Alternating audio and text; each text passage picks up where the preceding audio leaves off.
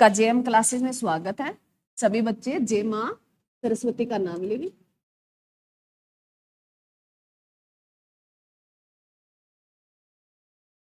सरस्वती क्या पढ़ रहे हैं हम?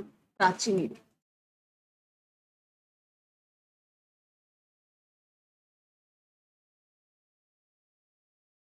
आज जो हम पढ़ेंगे पुष्यभूति वंश,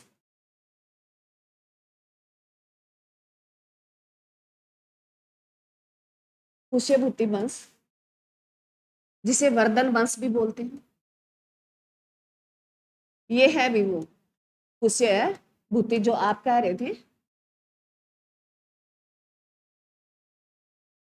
पुष्यभूति वंश जिसे हमें वर्धन वंश भी कहते हैं। ये पुष्यभूति वंश और वर्धन वंश करने से पहले थोड़ा सा मैं मैप के जरिए तुम्हें बताऊंगी, क्योंकि वो हर एक राजा से, जो छोटे छोटे राजा थे उनसे जुड़े हुए हैं। वो पहले मैप करेंगे, उसके बाद इनका पढ़ेंगे, फिर तुम्हें हर चीज क्लियर हो जाएगी। मैं मैप बना लेती हूँ भी, तुम्हें मेरी हंसी नहीं करनी है। मेरे को मैप तो बनाना तो ऐसे ही आता है, परंतु बनाना जरूरी है।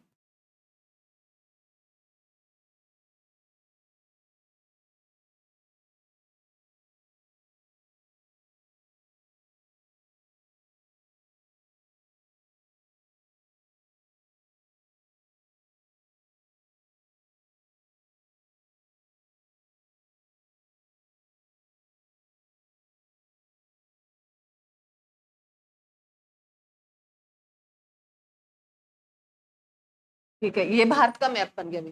तुम्हें समझना जरूरी है, ठीक है। जिन बच्चों को अच्छे तरीके से आता है वो बना लीजिए अपना, और जैसे मैं लिखती जाऊं वैसे लिख। हम कौन सा वंश पढ़ रहे हैं? वर्धन वंश। यहाँ हरियाणा है भी, हरियाणा है, हरियाणा का थानेसर भी, थानेसर,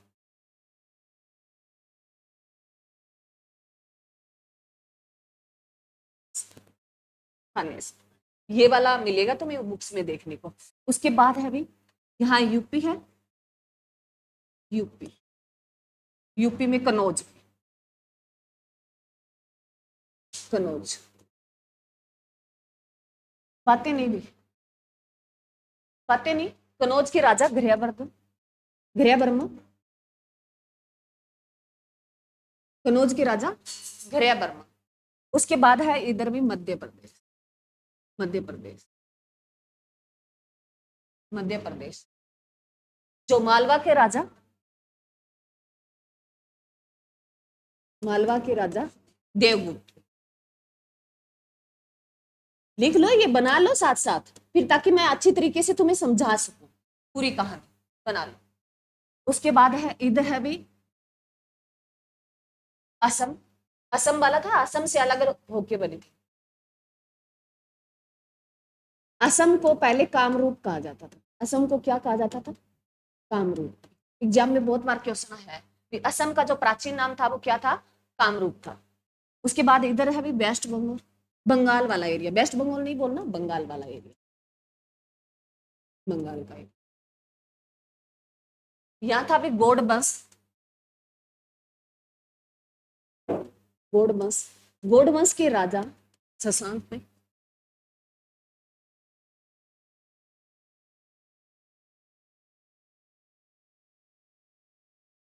राजा शशांक में।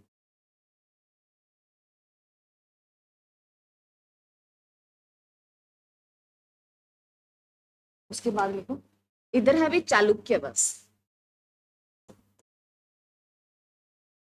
चालुक्य वंश।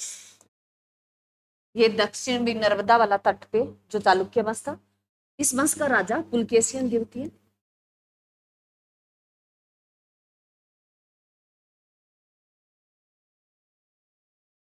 ठीक है,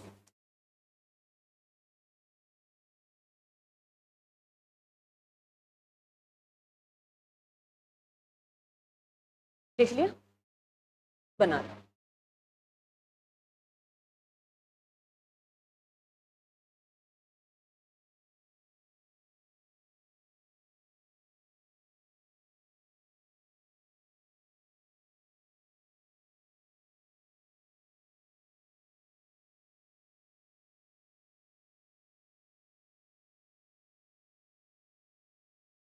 बना लिया सभी ने? बना। सारी कहानी इसी से मैटर करती है। पहले मैं सारी कहानी बता दूंगी, उसके बाद जो मेन बातें हैं वो हम लिख लेंगे।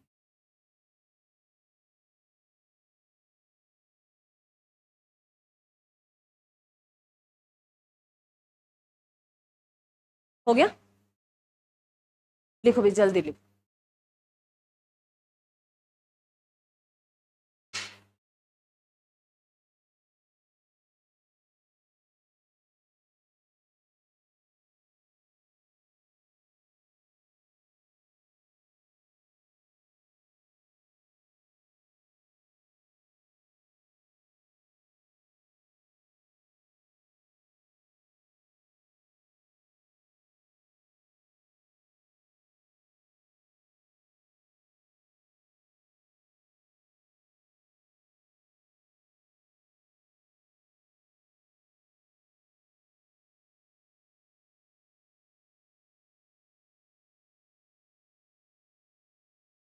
बना लिया भी सभी ने?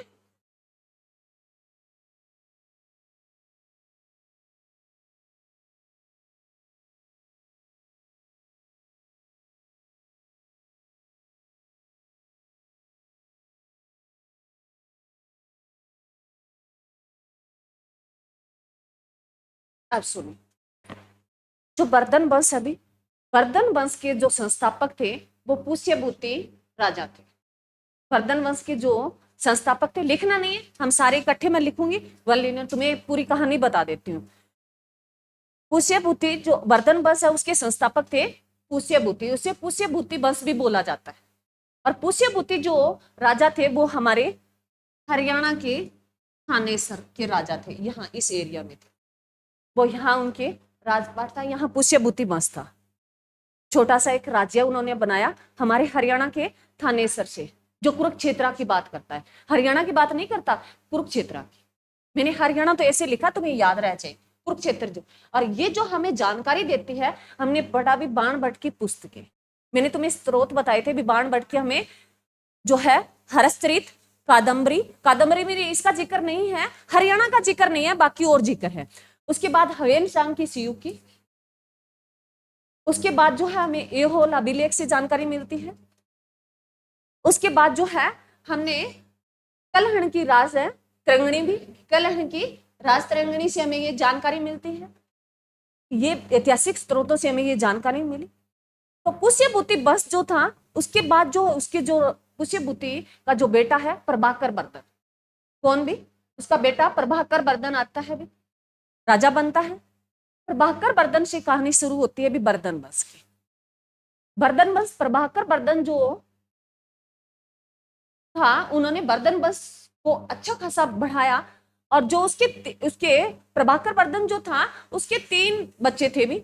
उसका बड़ा बेटा था वो राज्यवर्धन था, उसका छोटा बेटा था वो हर्षवर्धन था, और उसकी एक बेटी थी राजश्री, उसकी बेटी थी राजश्री। कहते हैं भी प्रभाकर वर्धन ने अपनी बेटी की छोटी सी उम्र में जो शादी कर दी थी कनौज के राजा घृय वर्मा से। प्रभाकर वर्धन ने अपनी बेटी राजश्री की जो शादी कर दी थी वो किसके साथ है, कनौज के राजा घृय वर्मा के साथ शादी कर दी थी। और उसके बाद जो है कहते हैं भी प्रभाकर जो वर्धन था उनकी मृत्यु हो जाती है, प्रभाकर वर्धन की मृत्यु हो जाती है।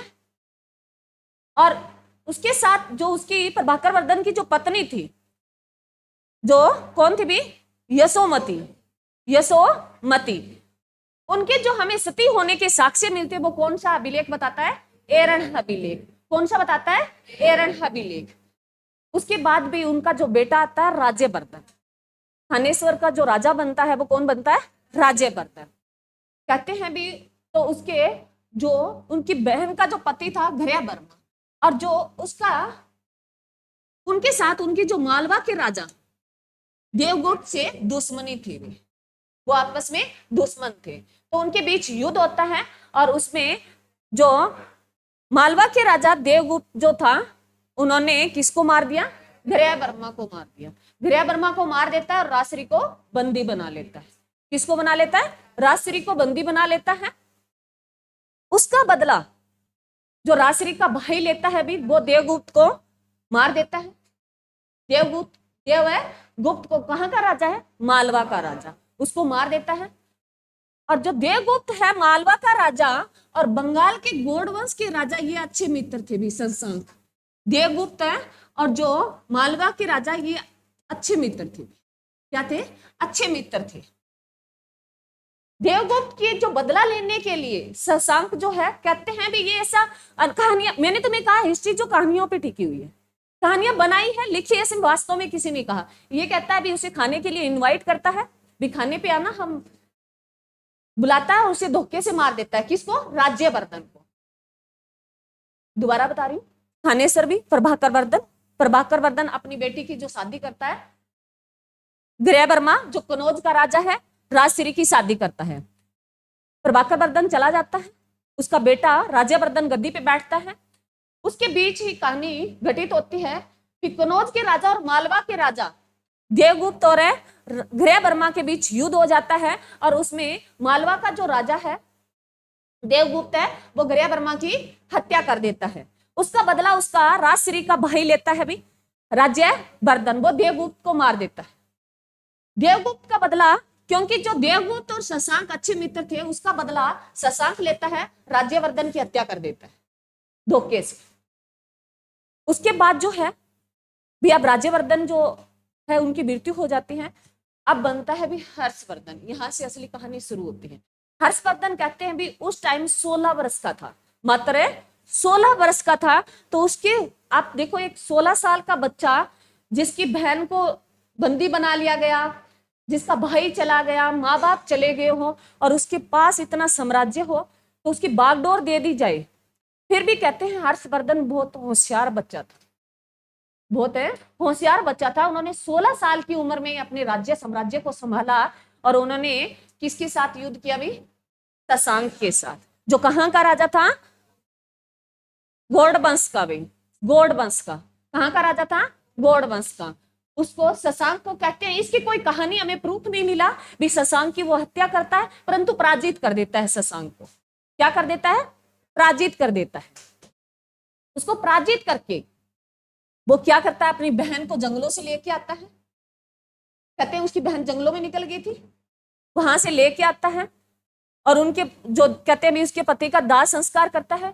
तो जो है हर्षवर्धन कनौज में आ गया भी, क्योंकि यह सारा निपटारा हो गया। ये पूरा का पूरा साम्राज्य किस में आ गया, वर्धन वंश के, जो हर्षवर्धन के अंडर में आ गया था सारा का सारा।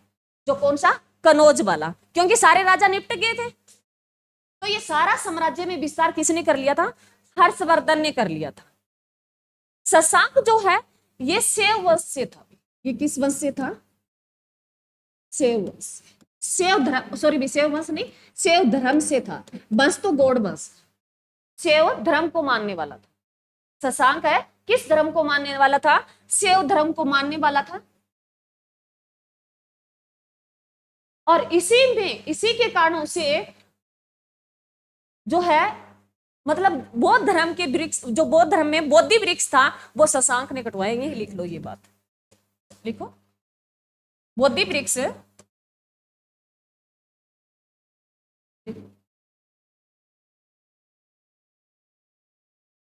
शशांक ने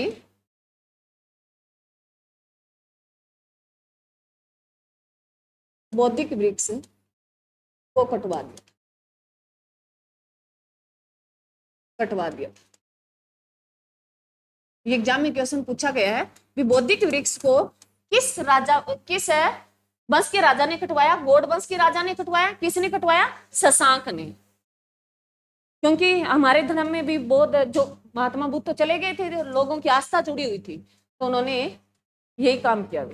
एग्जाम में बहुत बार क्वेश्चन पूछा गया है भी शशांक जो है किसका मित्र था, देवगुप्त का। किसका मित्र था, देवगुप्त का था। और इसने किस वृक्ष को कटवाया, बोधि वृक्ष को कटवाया।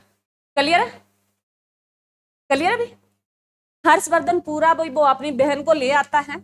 उसकी बहन है इस अवस्था में नहीं थी कि वो कनौज की राजपाट संभाल सके, तो वो अपनी, जो हर्षवर्धन है, अपनी दूसरी राजधानी किसको बनाता है, कनौज को बनाता है, और अपनी बहन को ले आता है। उसकी बहन कहती है भी मैं सती क्योंकि उन्होंने अपनी माँ को देखा, तो वो कहती है भी मेरे को भी स्थिति होना है, तो उसको समझाता है भी ऐसे सब कुछ नहीं होता, भी ये गलत बात है, समझा बुझा के वो अपनी बहन को रख लेता है।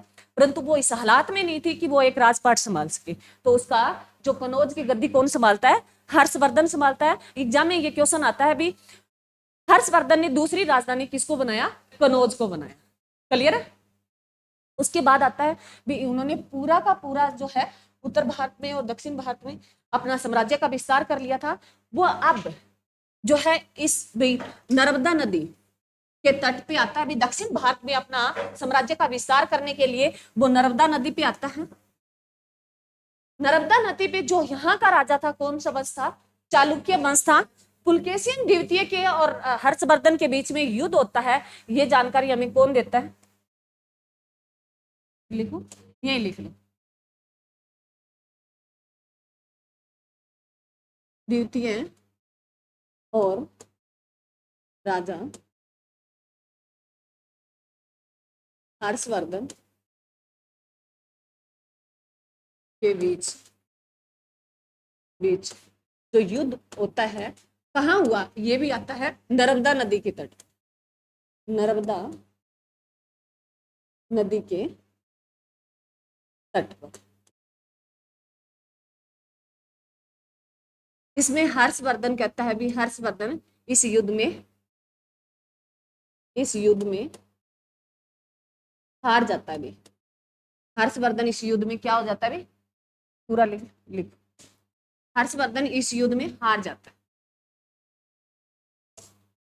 हर्षवर्धन इस युद्ध में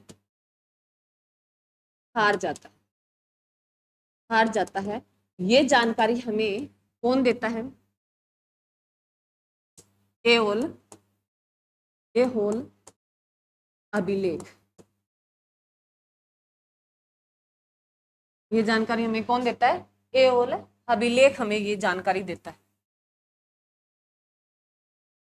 जानकारी देता है कि वो नर्मदा नदी के तट पर है। पुलकेशियन है द्वितीय और हर्षवर्धन के बीच जो युद्ध हुआ था, उसमें हर्षवर्धन हार गया था, और कहते हैं भी ये उसकी अंतिम जो लड़ाई थी। क्लियर है? अरे क्लियर है? ये तो हमने एक मैप से समझा। अब हम इनका जो है वन लीनियर में हम पढ़ेंगे। मैंने तुम्हें पूरी की पूरी कहानी बताती है, इतना ही है, ज्यादा मुश्किल नहीं है, पुस्तकें वगैरह हमने कर ली। अगर तुमने इस मैप को ध्यान से देख लिया तो सारी कहानी इस पे टिकी हुई। क्लियर है? यहां तक कोई ऐसा बच्चा जिनको समझ में ना आए? ये तो हरियाणा जीके में ही पढ़ा होगा, पढ़ा है? अरे कोई ऐसा बच्चा जिनको समझ में नहीं आया? क्लियर है सभी को? चलो अब देखो,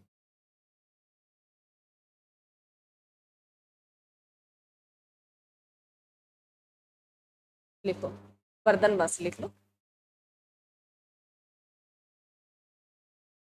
वर्धन बस। अब इनको वन लीनियर में कर लेंगे। वर्धन बस, वर्धन बस के संस्थापक भी पुष्यभूति, पुष्यभूति। वर्धन वंश के संस्थापक कौन थे? पुष्यभूति थे।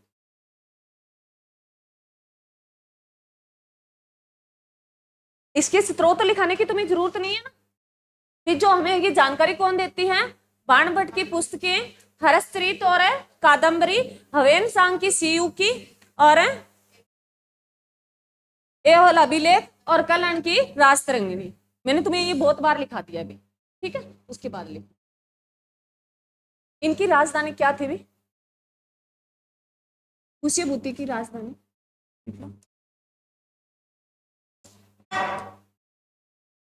इन्होंने अपनी जो राजधानी थी, इसकी राजधानी थानेसर थी। क्या थी? थानेश्वर थी। थानेश्वर कहाँ का जिक्र मिलता है? कुरुक्षेत्र का।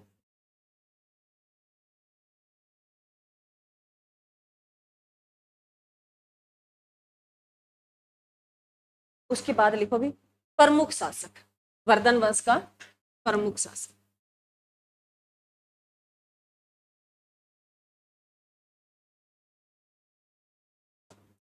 वर्धन वंश का प्रमुख शासक प्रभाकर वर्धन में।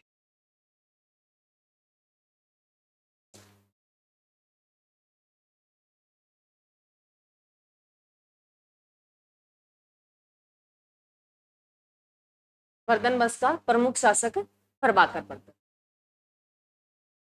अब आता है प्रभाकर वर्धन की 3 बच्चे थे, हम इतना ही पढ़ेंगे, मेन मेन बातें पढ़ेंगे, ज्यादा नहीं पढ़ेंगे। 3 बच्चे थे इसके। राज्यवर्धन, राज्यवर्धन मैंने पूरी पूरी कहानी तुम्हें बता दी है। राज्यवर्धन, हर्षवर्धन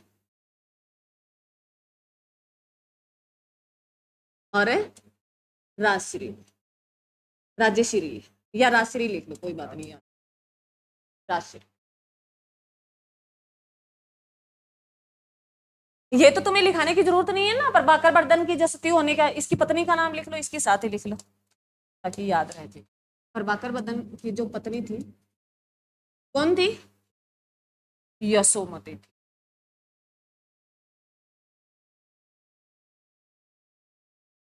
यशोमती थी।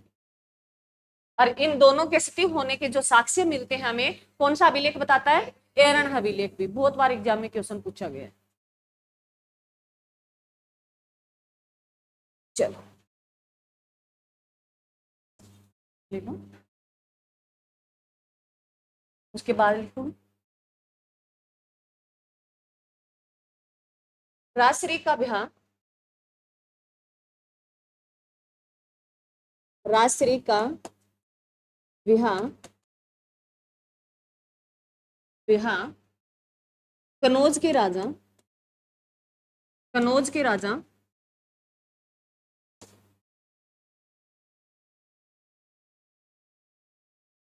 के राजा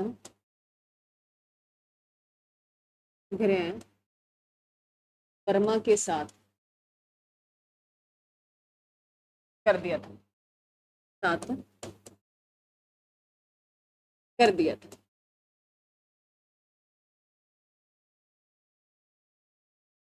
कर दिया था।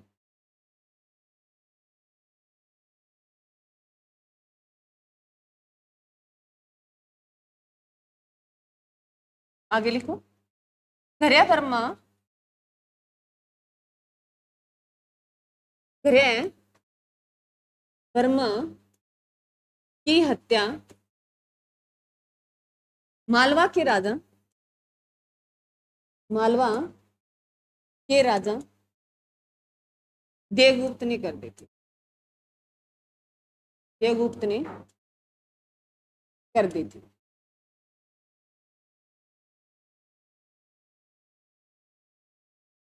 कर दी थी। और राजश्री को, राजश्री को बंदी बना लिया था,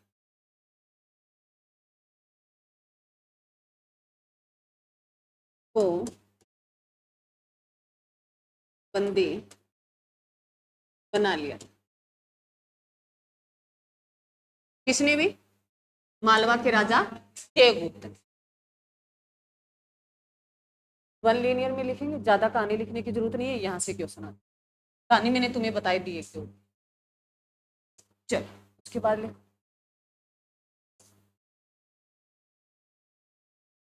राज्यवर्धन, राज्यवर्धन ने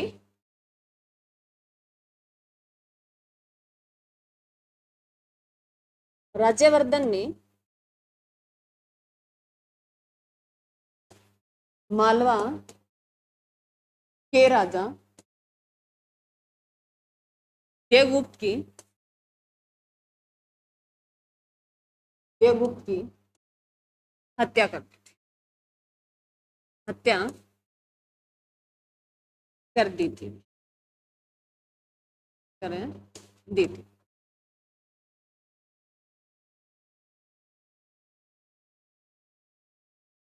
इसका बदला देवगुप्त, लिखो भी, अगली लाइन लिखो,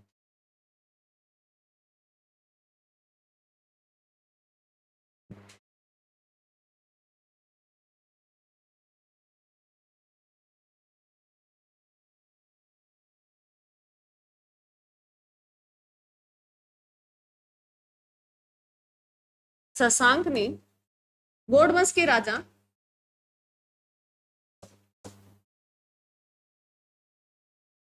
गौड़ वंश के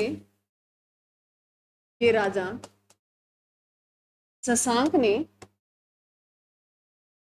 ने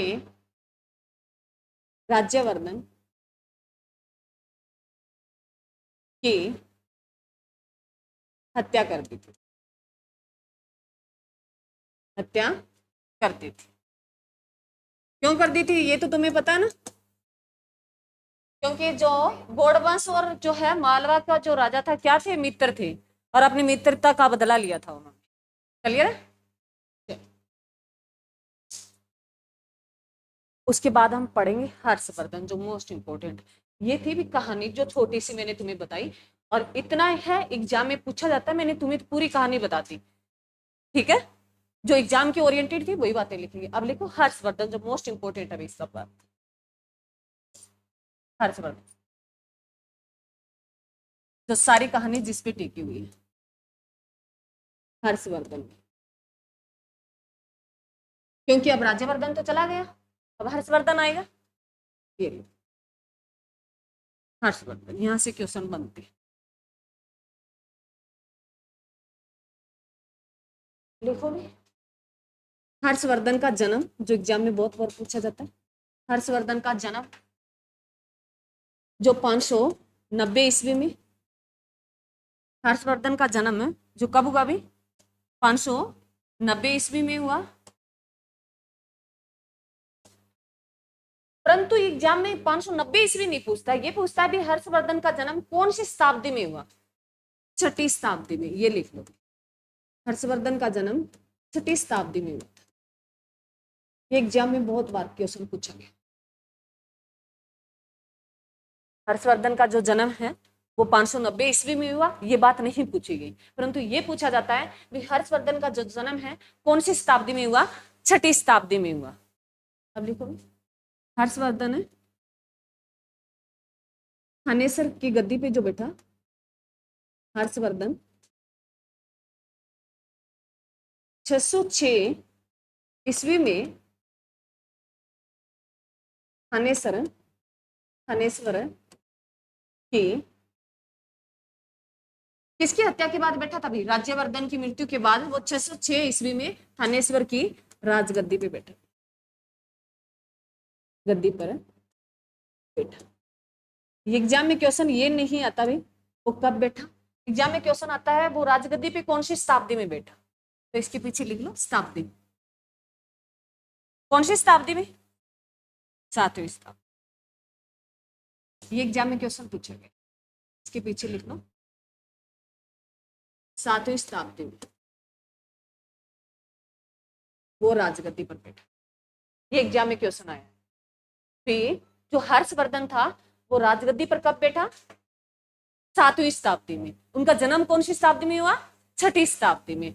उस कई बार क्वेश्चन ये भी पूछा गया है भी जो है हर्षवर्धन का शासनकाल कौन सी शताब्दी में रहा, 7वीं में, और उनका जन्म 6ठी शताब्दी में। ये ध्यान रखना, ये बहुत कंफ्यूज करता है, क्योंकि 2 शताब्दी आ गई ना, तब चक्कर में पड़ जाते हैं भी बच्चे। और जब ये राजगद्दी पर बैठा, ये भी पूछा गया है, तब वो कितनी उम्र का था भाई, लिख लो, ये भी पूछा है। राजगद्दी पर बैठा तब वो है 16 वर्ष का था। एग्जाम में क्वेश्चन पूछा गया है। फिर हर्षवर्धन जब है राजगद्दी पर बैठा तो वो कितने, ये तुम आगे आ जाओ भी, ये वो बेंच खाली पड़े।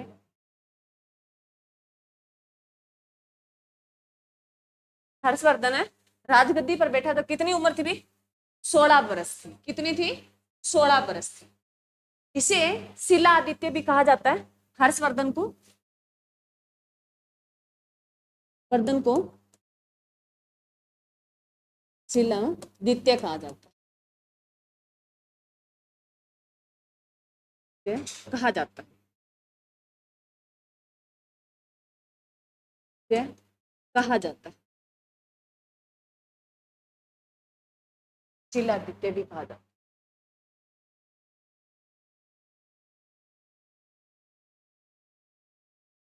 हर्षवर्धन ने, लिखो आगे लाइन, और इसका पहले टाइम पीरियड और लिख लो भी, जो इनका शासन काल रहा वो इसके साथ ही लिख लो, क्योंकि इसका शासन काल रहा वो 606 ईस्वी से 647 ईस्वी तक रहा था। इनका शासन काल रहा था वो 606 ईस्वी से 647 ईस्वी तक रहा था।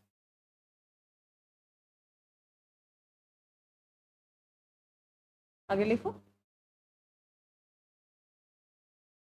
हर्षवर्धन ने गौड़ वंश के राजा शशांक को पराजित करके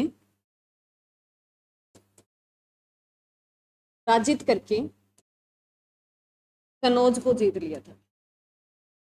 कनौज को जीत लिया था।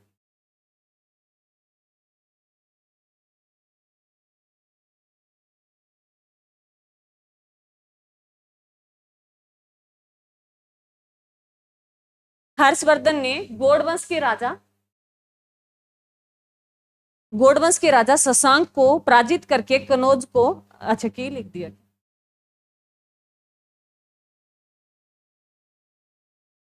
ये छोटी छोटी बातें कोई बात नहीं, हो जाती है मिस्टेक, कई बार बोलते कुछ होते हैं लिख कुछ चले जाते, तो इतना भी ना क्या करो।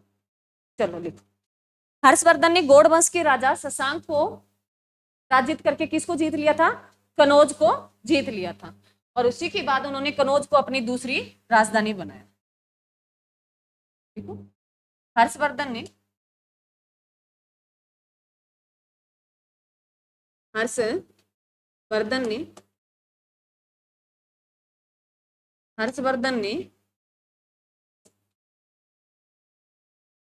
कनौज को अपनी दूसरी, पहली राजधानी कौन सी थी? थानेश्वर।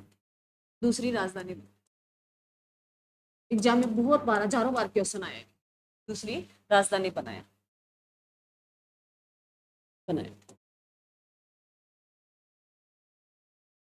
उसके बाद लिखो,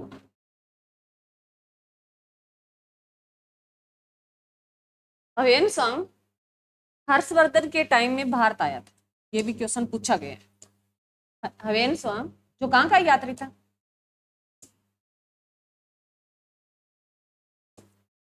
ह्वेनसांग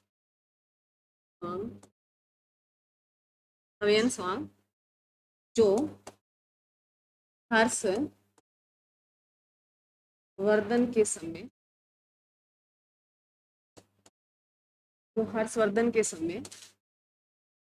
भारत आया।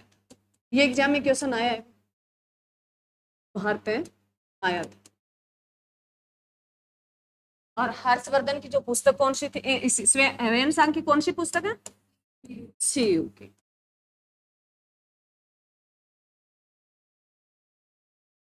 शिव की बहुत बार इसकी एग्जाम में ये पुस्तक पूछी गई है। ह्वेनसांग की जो पुस्तक है वो कौन सी है? शिव की है। और ये कहते हैं भी हरियाणा में ये कब आया? आप पढ़ ली ना हरियाणा जी के 400 600, आपने 400 बोला था, 600 बोला था, 600 बोलो। 34 से कब तक रहा?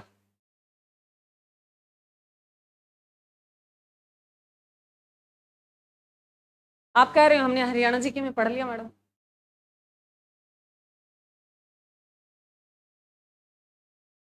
लिखो, ये भारत में आया था 629 ईस्वी से, ये पूरे रहा ये 644 ईस्वी तक। उसमें 10 साल रहा ये हरियाणा में। हरियाणा लिख के लिख लो। अरे इसका मतलब पढ़ते नहीं हो। हरियाणा में ये 634 से 644 तक रहा। 34 से 644 ईस्वी तक रहा था। ये हरियाणा जीके में क्वेश्चन पूछा जाता है। रहा या नहीं रहा? वो भारत में तो आया था 629 ईस्वी में, परंतु हरियाणा में वो आया 634, क्योंकि वो भारत क्या लेने आया, हवेन सांग भारत क्या लेने आया था। हाँ जी, क्योंकि नालंदा विश्वविद्यालय, ये पीछे पवन, या तो तू क्लास से चला जा, कोई दिक्कत नहीं है मेरे को, यह बैठा ना तो डिस्टर्ब ना कर, या तेरे को आता है तो तू बता सकता है, मैंने 2-3 बार देख लिया तेरे को।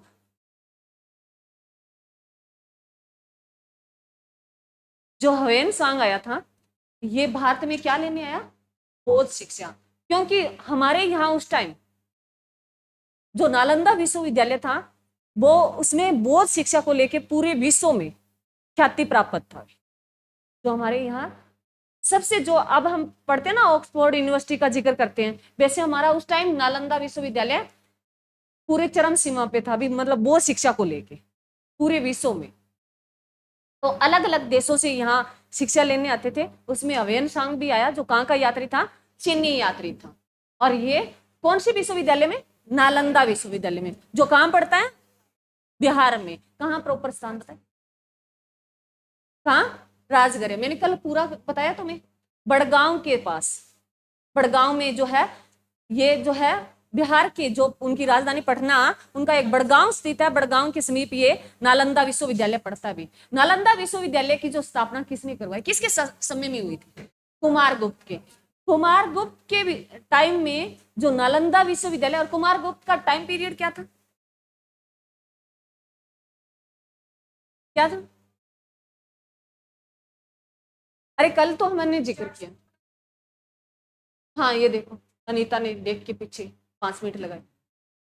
415 से 455 ईस्वी तक रहा कुमारगुप्त, उसी के टाइम में नालंदा विश्वविद्यालय की स्थापना हुई। और हर्षवर्धन के टाइम में वो क्या था, पूरे विश्व ख्याति प्राप्त थी भी एजुकेशन के मामले में। जैसे आज का हम पढ़ते हैं ना, जो ये कॉलेजों की, यूनिवर्सिटियों की जो रैंक आती है, उसमें ऑक्सफोर्ड यूनिवर्सिटी होगी, जिक्र करते हैं, तो उस लिस्ट में हमारा पहला नाम होता था वही नालंदा विश्वविद्यालय। तो वहां से लोग बहुत सारे जो है बौद्ध धर्म की शिक्षा लेने आते थे, और बौद्ध धर्म की शिक्षा जो बहुत फेमस थी भी। आज भी मैंने कहा, हमने शिक्षा को, हमारे सबसे ज्यादा, हमारे यहाँ महात्मा सबसे ज्यादा चीजें हुई है, परंतु हम उनको कम मानते हैं। क्योंकि जो किसी ने कहा ना, जो हमारे पास होता है उसकी हमें कदर नहीं होती, और जो दूर होता है उसकी हमें कदर होती है। ये बात वास्तव में सच में है भी। अब तो हमारे पास पैसे नहीं है ना, और जब हमारे पास पैसे आ जाएंगे ना, तो हमें कदर भी नहीं होती उस पैसे की। कोई भी चीज हो, कोई भी वस्तु हो, चाहे कितनी प्रिय वस्तु क्यों ना हो, वो जब तक दूर है तब तक वो चाहती है, जब वो पास हो जाएगी वो कोई चाहती वस्तु नहीं, वो एक बेस्ट वस्तु बन जाती है, चाहे वो क्यों ना हो। चाहे किसी को भी लगा लेना, चाहे वस्तु अपनी कोई वस्तु हो, चाहे पैसा हो, कोई भी चीज हो। तो ये ध्यान रखना, जो जब तक जितना दूर रहता है, अब हमें नौकरी लग रहा है ना, भी नौकरी एक बहुत, भी पता नहीं क्या होगा, अभी नौकरी नौकरी मिल जाएगी ना तो क्या है, ये तो ऐसे मैंने टाइम पास के लिए कर दो, ऐसे भी मिल जाएगी तुम्हें लोग। चलो, तो ये ध्यान रखना भी हवेन सांग जो है किसके टाइम भारत आया, हर्षवर्धन। कौन सी शताब्दी में, 7वीं शताब्दी में। कौन सी शताब्दी में, 7वीं। ये शताब्दी वाला तुम्हें हर्षवर्धन में बहुत कंफ्यूज करेगा। इनका जन्म हर्षवर्धन का कौन सी शताब्दी में हुआ, 6वीं में। इनका शासन काल 7वीं शताब्दी में। ये भारत आया 629 से 644 तक ये भारत में रहता है, परंतु 34 से 44 तक कहाँ रहता है, हरियाणा में रहता है। और ये कहता है वापिस जब जाता है तो हर्षवर्धन इसके साथ बहुत सारे जो है साधन, जो वस्तु जो है इनके लिए बहुत सारी इनके साथ देता है भी, इनको बहुत सारा पैसा देता है। हवेन सांग भाग के आया था, हवेन सांग है भाग के आया था चाइना से, लुक छिप के, और पैदल आया था भाई। और ये कहते हैं इतना अपने साथ जो है बौद्ध शिक्षा से संबंधित इतना साधन लेके गया, ये इतने ग्रंथ लेके गया अपने साथ। कहते कुछ एक तो इसकी किस्ती जो है पानी में डूब गई थी, कुछ एक ग्रंथ है जो बह गए थे, फिर भी इन्होंने डुबकी लगा के, इसके बारे में कहानी है, जो एक कोई चैनल है बीबीसी से, ये बीबीसी से, इसमें हवेन सांग की कहानी बताएगा तुम्हें बहुत, आप उसको एक बार देखना, इंटरेस्ट आएगा। बीबीसी से एक से कोई चैनल है, मीडिया का ही है, तो उससे ध्यान रखना ह्वेन सांग के बारे में भी, ह्वेन सांग की उसमें डालना भी, ह्वेन सांग की जो यात्रा है भी भारत की, वो कैसे रही, वो कहानी, पूरी कहानी बताता है। 10-15 मिनट की वीडियो मिलेगी, तुम्हें हर चीज सीखने को मिलेगी उसकी, मतलब भारत के प्रति वो देखना भी, उनकी क्या लालसा रही, वो कैसे छुप के वो आता है। और जब ये वापिस जाता है तो हर्षवर्धन जो है इनको बहुत सारा धन दौलत देता है भी, पुस्तकें इनको वहां तक पहुंचाने में इनकी बहुत मदद करता है। और ये हर्षवर्धन के टाइम का जो है शिवकी में बहुत वर्णन करता है, थानेसर का जो जिक्र करता है कुरुक्षेत्र का, बहुत उसमें भर भर के जिक्र करता है भी, यहाँ जो राजपाट था बहुत अच्छा था, हर्षवर्धन का जो साम्राज्य था वो बहुत अच्छा, लोग बहुत खुश थे। और सबसे जो है गुप्त काल का और ये जो है हर्षवर्धन का टाइम जो है ये कृषि प्रधान थे, जो इनकी अर्थव्यवस्था थी वो क्या थी, कृषि से संबंधित थी, ये लोग जुड़े हुए थे, कृषि से जुड़े हुए थे। इसके बाद लिखो, अब लिखो भी हर्षवर्धन की 3 पुस्तकें के नाम बता दो, वो तो तुम्हें आती हैं। अब हर्षवर्धन की 3 पुस्तकें बता दो भी।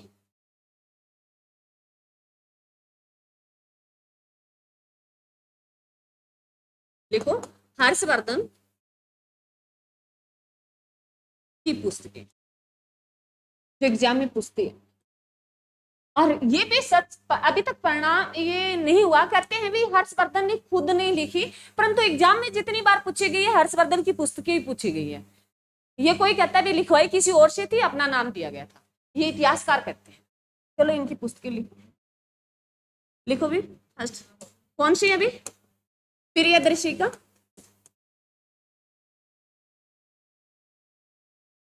सेकंड लिखो नागानंद, थर्ड लिखो रत्नावली। एग्जाम में बहुत बार क्वेश्चन पूछे।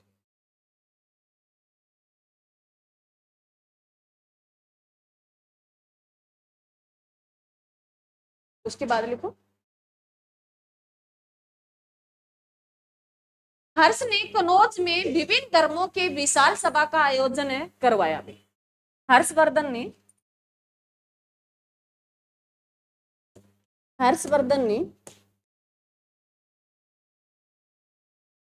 कनौज में, हर्षवर्धन ने कनौज में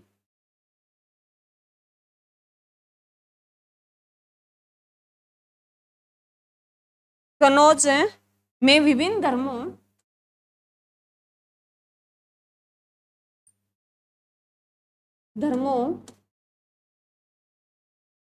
विभिन्न धर्मों के विशाल, विशाल है विशाल, विशाल विशाल सभा का आयोजन करवाया। एग्जाम में क्वेश्चन आया हुआ है, करवाया। हर्षवर्धन था वो हिंदू था, वे हर्षवर्धन क्या था, हिंदू था, हिंदू राजा था ये। इसके बारे में ये भी बोला गया भी अंतिम हिंदू था, परंतु अंतिम हिंदू नहीं था, बाद में फिर छोटे छोटे बड़े छोटे छोटे हिंदू और भी हुए हैं, जैसे हम हेमू का पढ़ेंगे, हेमू को बोलते हैं हमें भारत का अंतिम हिंदू। ये भी बोला गया है भी, जो अगर हर्ष मान लो ये पूछ ले भी जो है भारत का अंतिम हिंदू राजा, अगर हेमू ना दिया हो तो हर्षवर्धन पे चले जाना, ये क्वेश्चन आता है। तो ये ध्यान रखना भी, ये जो हर्षवर्धन था हिंदू धर्म से था, परंतु इन्होंने विभिन्न धर्मों से, सभी धर्मों को मानता था, ये इक्वल दर्जा था। और सभी धर्मों को लेके उन्होंने विशाल जो सभा करवाई, वो कहाँ करवाई, कनौज में। कहाँ करवाई, कनौज में। ये एग्जाम में क्वेश्चन आया है, सभी धर्मों को लेके उन्होंने एक जो विशाल सभा का जो आयोजन करवाया था, वो कहाँ करवाया था, कहाँ करवाया था, कनौज में। कनौज कहाँ पड़ता है, यूपी में। उसके बाद एक लाइन, लास्ट लाइन है, लिखो भी।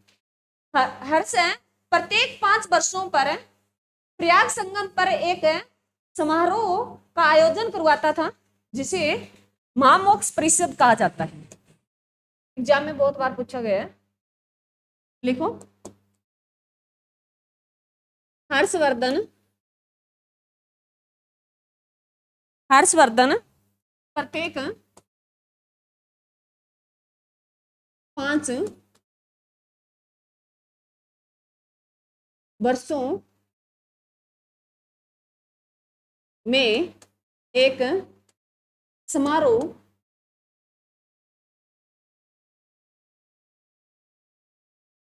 5 वर्षों में एक समारोह का आयोजन प्रयाग प्रयाग संगम पर करवाता था।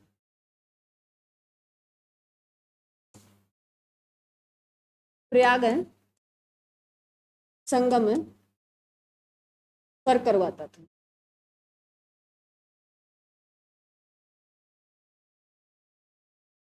जो प्रयाग संगम पर जो एक समारोह जो करवाता था उसका नाम लिखो।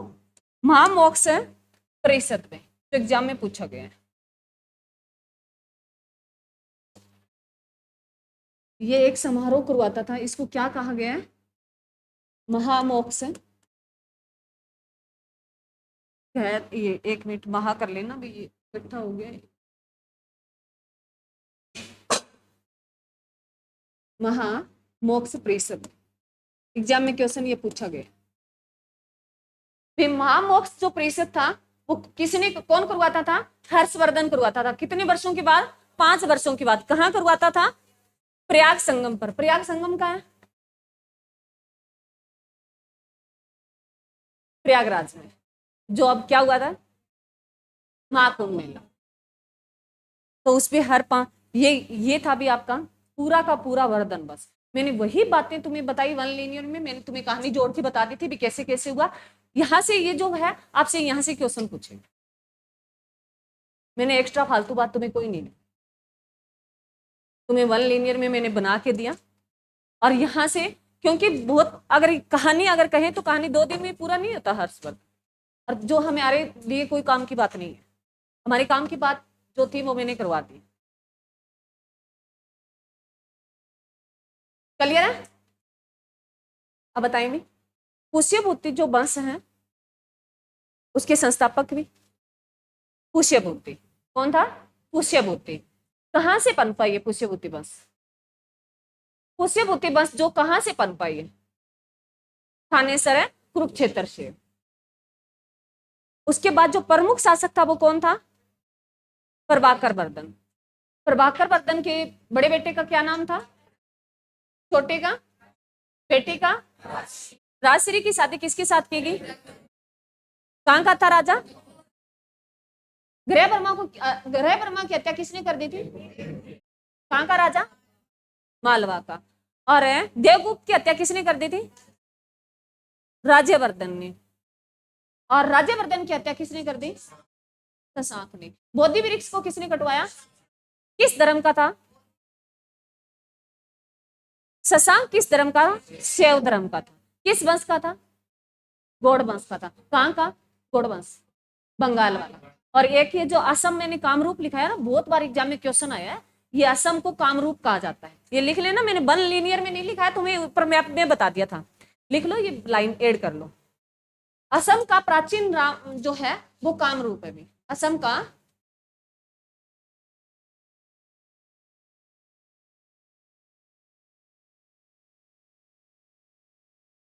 असम का प्राचीन नाम कामरूप है।